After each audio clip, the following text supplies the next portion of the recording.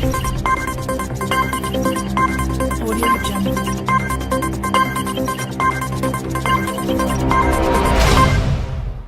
Venezuelan army has blocked a bridge on the border with Colombia ahead of an anticipated humanitarian aid dispatch, as a weapons shipment, allegedly from the U.S., was seized by authorities.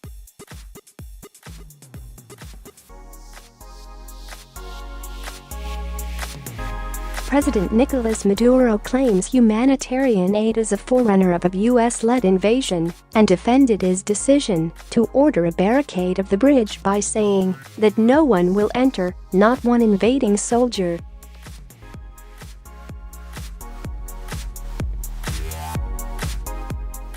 Opposition leader Juan Guaido, now recognized as interim president by the West and the U.S., claims that up to 300,000 people face death if the aid being blocked by Maduro's army is not delivered.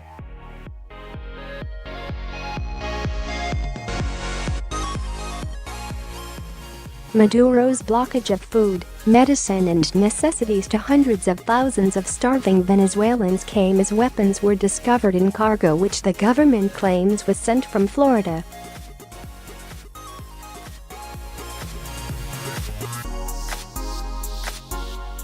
The weapons, including 19 rifles and high-caliber ammunition, were found at an airport in the city of Valencia, having been transported on an Airbus jet that flew in on Sunday, the Interior Ministry wrote on Twitter.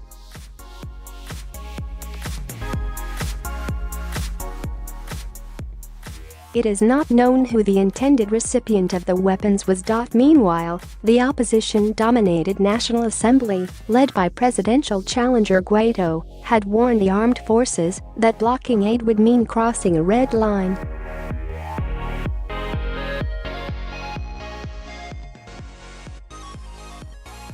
You know there's a red line, you know well there's a limit, you know that medicines, food and medical supplies are that limit, lawmaker Miguel Pizarro said in a message to the military.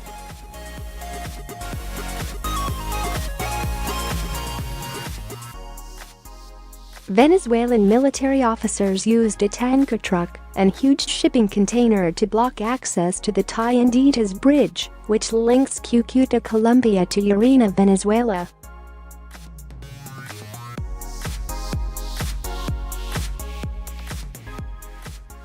Franklin Duarte, an opposition lawmaker from the border state of Táchira, told AFP that troops from the armed forces were blocking the crossing.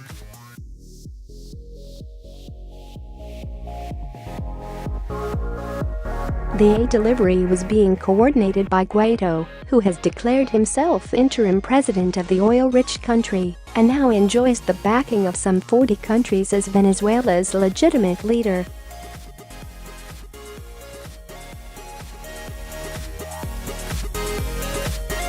Maduro, 56, has repeatedly accused the United States of fomenting a coup d'état. The U.S., which has not ruled out a military intervention in crisis-racked Venezuela, was the first to recognize him as acting president, followed by a dozen Latin American countries.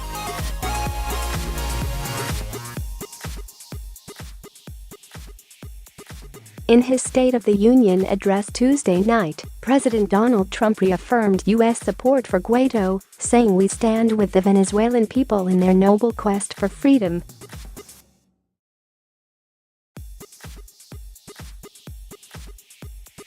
Britain, France, Germany, and Spain were among 20 EU nations to side with Guaido this week after Maduro ignored their demands that he announce new presidential elections by February 3.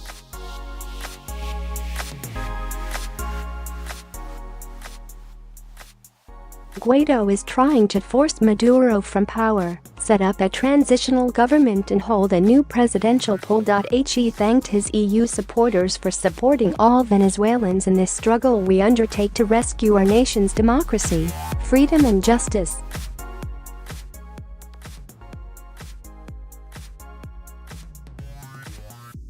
But key Maduro ally Russia slammed what it called interference in the oil-rich but now poor Latin American country, saying it was an attempt to legitimize usurped power.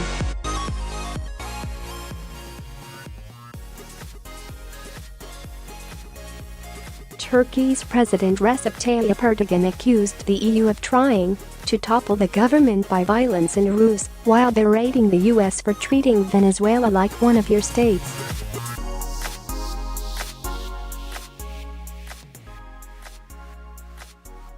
Guaido, 35, claims his legitimacy from the constitution and has been ramping up pressure on Maduro by calling his supporters out into the streets.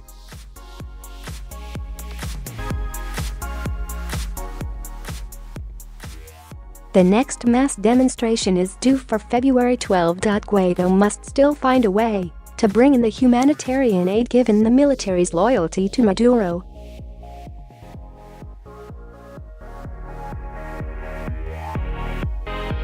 He accused the military on Monday of planning to divert aid being stockpiled in Colombia, Brazil and an unidentified Caribbean island in order to distribute it through the socialist government's subsidized food program for its own supporters.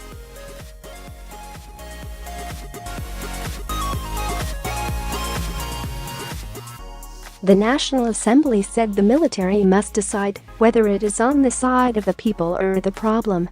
Guaido knows he needs the armed forces on his side to dislodge Maduro.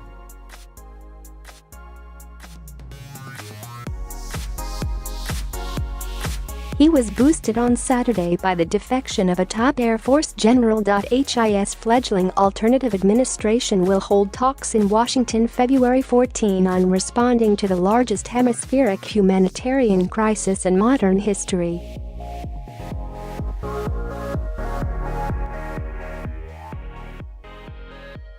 Maduro disclosed Monday that he sent Pope Francis a letter seeking help in mediating the country's crisis. The Pope told journalists Tuesday that this would require agreement from both the government and the opposition.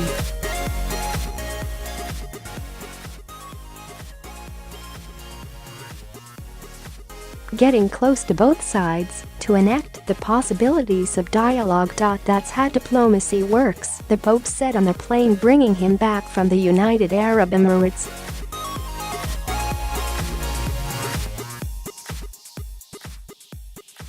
Eurasia Group analysts say the humanitarian crisis represents a lose-lose gambit for Maduro, who will either have to allow the goods to enter the country, further bolstering Guaido, or force the military to block their entry, risking a backlash in the streets.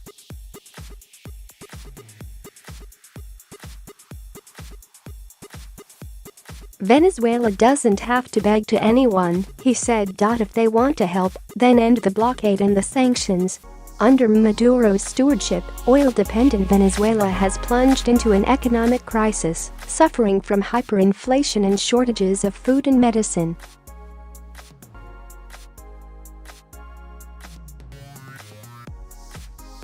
Eurasia said U.S. oil sanctions are set to have a broad impact, with the government facing the prospect of running out of gasoline, which could serve as another social catalyst.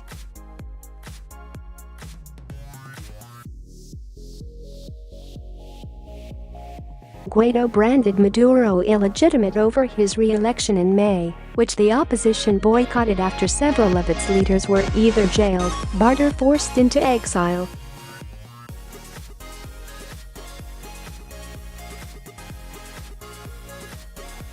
The US and EU dismissed the elections as a fraud. Maduro has flatly rejected demands for new elections, telling Spanish television he would not cave into pressure.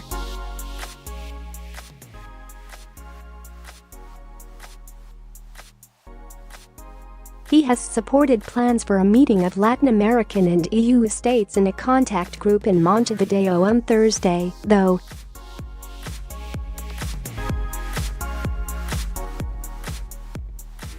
The United Nations said 40 people were killed in clashes with security forces in a week of protests last month, coinciding with Guaido's self-proclamation as acting leader.